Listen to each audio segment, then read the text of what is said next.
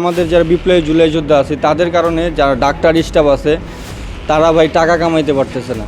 আদৌ কি আমার চোখের ট্রিটমেন্ট হয়েছে ভাই? আমি চোখটা এখনো সুস্থ, আমি কি সুস্থ?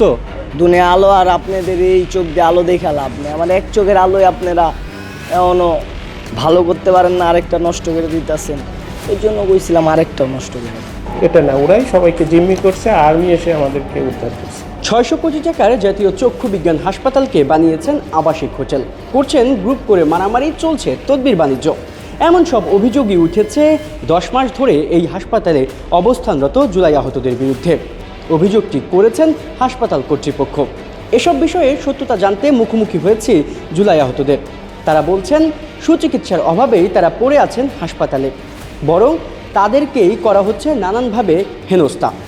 দর্শক, তাদের কাছ থেকেই জেনে আসবো এসব বিষয়, পাশাপাশি হাসপাতাল পরিচালকের কাছ থেকে জানবার চেষ্টা করব এসব অভিযোগের সত্যতা কতটুকু।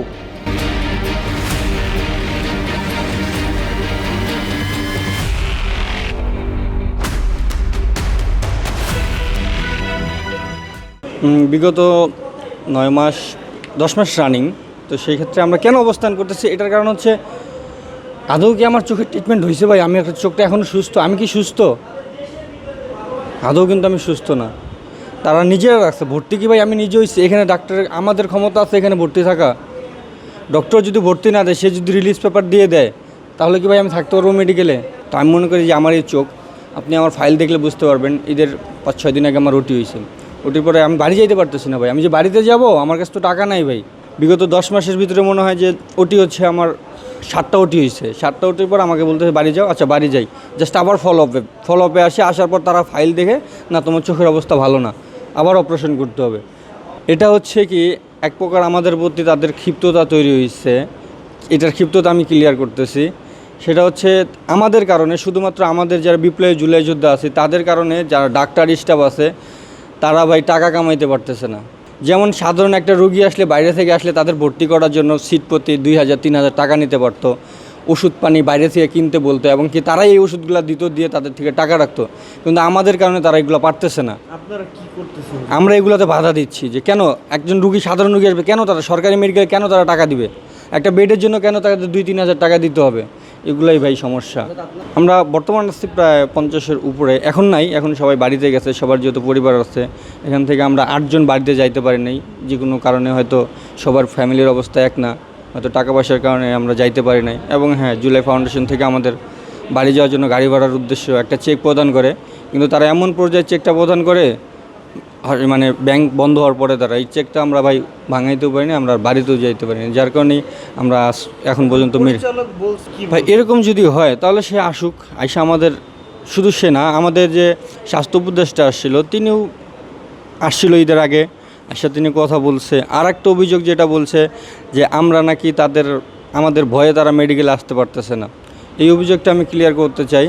এটা হচ্ছে যে আমাদের স্বাস্থ্য উপদেষ্টা এবং ডিসি স্যার তারা সবাই আসছিল, আইসা তারা ঈদের আগে আমরা বলছি স্যার আমাদের যা হয়েছে, যত কিছু হয়েছে আমরা সব ভুলে গেছি, আপনাদের স্টাফ মেডিকেলে পাঠান এবং মেডিকেল চালু করেন। আমরা চাই আমাদের পাশাপাশি সাধারণ জনগণ যারা আছে সবাই ট্রিটমেন্ট নেক। আপনার এখন শারীরিক অবস্থা ভাই আমার ডান চোখে প্রচুর পেন করে ভাই। আমি এই যে রোদ উঠছে ভাই, বাইরে যেতে পারি না। এখন যে কোনো ব্র্যান্ডের পুরাতন এসি বদলে নতুন ওয়ালটন এসিতে উপভোগ করুন 25% ছাড়। হ্যাঁ, আমি যদি মাস্ট বলতে চাই, এটা সবচাইতে বড় প্রুফ হচ্ছে আপনারা নিজেরাই।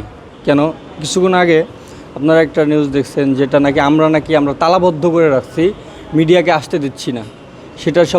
এটা এক ধরনের ভুয়া দায়বদ্ধতা আমাদের উপর চাপাই দেওয়া হচ্ছে। এটার প্রমাণ হচ্ছেন আপনারা নিজেই। কারণ আপনারা দেখছেন যদি আমরা মিডিয়াকে এখানে আসতে না দেই তাহলে কিন্তু আপনারা আসতে পারতেন না। এইভাবে ভাই যত দায়বদ্ধতা ওরা পারতেছে আমাদের উপর চাপাই দিচ্ছে। আর একটা কথা আমি আবারও বলতে চাই, সেটা হচ্ছে আমরা হয়েছি তাদের এক প্রকার শত্রু। আমাদের কারণে তাদের ইনকামের সোর্সটা ভাই বন্ধ হয়ে গেছে, বাট কমে গেছে। এই কারণে ভাই আমাদের উপর সম্পূর্ণ দোষ তারা চাপাইতে যাচ্ছে। আপনারা যদি দেখেন, যেটা হচ্ছে সাধারণ রুগীদের উপরেও আমাদের কাছে ভিডিও ফুটেজ আছে যে তারা কীভাবে সাধারণ রুগীরা যারা বাইরে ছিল তাদের উপর তারা নির্যাতন করছে। নির্যাতন করার পর এক পর্যায়ে তারা উপরে আসছে 4 তলায়, ঈদের আগের ঘটনা যেটা, 4 তলায় আসার পর আমাদের অ্যাটাক করছে। আমাদের যারা গানশটের পেশেন্ট ছিল নিচে, তাদের প্রতিও তারা আক্রমণ করছে। এগুলো সম্পূর্ণ ভিডিও ফুটেজ আমাদের কাছে আছে, আপনারা চাইলে আমরা দিতে পারি। আমরা অনেক দিন যাবৎ ডাক্তারের কাছে আইছি, আসার পরে সে নিচে নিয়ে পরীক্ষা টরীক্ষা করায়া চোখ যাবৎ 2-3 মাস আমাদেরকে শুধু একটা করে ড্রপ দিয়েই সে আমাদেরকে বাসায় পাঠিয়ে দিত আর বলতো আপনার চোখ তো সুস্থ আছে, আপনি 2 মাস পরে আসুন। এই বিষয়ে তারা কিছুই করে না, আমাদেরকে একটা শুধু ডব দিয়ে এরকম 2-1টা ডব দিয়ে 9 মাস যাবত আজকে এই যে উন্নত মানের বলে সরকারি ট্রিটমেন্ট এইটাই আমরা পাচ্ছি। তো এই উসিলায় বলছি স্যার এবার আমার চোখটা একটু ভালো সলিউশন দিয়ে বাইরে রেফার দেন, না হলে আপনার চোখ একটা তো গেছে আরেকটাও নষ্ট করে লান দুনিয়া আলো, আর আপনাদের এই চোখ দিয়ে আলো দেখা লাভ নেই। আমার এক চোখের আলোয় আপনারা এমনও ভালো করতে পারেন না, আরেকটা নষ্ট করে দিতেছেন। এই জন্য কইছিলাম আরেকটাও নষ্ট করে দেন। 28 তারিখে এটা তো আগেকার ঘটনারই একটা প্রতিফলন, কারণ 27 তারিখে তারা পরিচালককে ঘেরাও করে, ওইখানে পেট্রোল নিয়ে ঢোকে, পেট্রোল নিয়ে ঢুকছে, ওইখানে পেট্রোল ছড়াইছে। ওসি তারপরে ডিসি এবং আর্মিরাও ছিল, ওসিদের গায়েও পেট্রোল লাগছে। তারপরে উনি আর্মিকে সহায়তায় ওটা বেড়েছে, এটা না, ওরাই সবাইকে জিম্মি করছে, আর্মি এসে আমাদেরকে উদ্ধার করছে। ওই সবাই আইন, আমাদের স্টাফ যারা আছে তাদের কাজের সুস্থ পরিবেশ লাগবে, তাদের নিরাপত্তা লাগবে।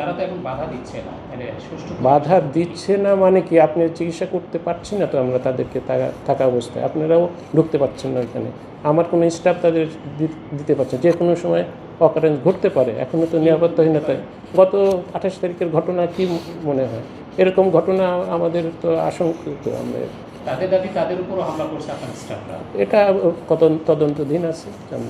আমরা তো আইনের সহায়তা চেয়েছেন, সব আইনের সহায়তা সবাই কাজ করছে, একদম উচ্চ পর্যায়ে সরকারের সেখান থেকে কাজ করতেছে। প্রত্যেকটা আইন শৃঙ্খলা বাহিনী এখানে ইনভলভ, এবং মন্ত্রণালয়ের সর্বোচ্চ লেভেলে উপদেষ্টা, স্বাস্থ্য উপদেষ্টা সহ অন্যান্য বিভিন্ন মন্ত্রণালয় এখানে ইনভলভ, তারাও কোনো সমস্যা সমাধানে চেষ্টা করছে আর কি, এখনও করতে পারছে না, চেষ্টা করছে। তাদের চিকিৎসা, সর্বোচ্চ চিকিৎসা তাদের দেওয়া হচ্ছে। যাদের ছাড়পত্র দেওয়ার কথা বলা হয় ওই মেডিকেল টিমে, তাদেরকে ছাড়পত্র রেডি করা হয়, কিন্তু তারা আলটিমেটলি ছাড়পত্র নিতে রাজি হয় না।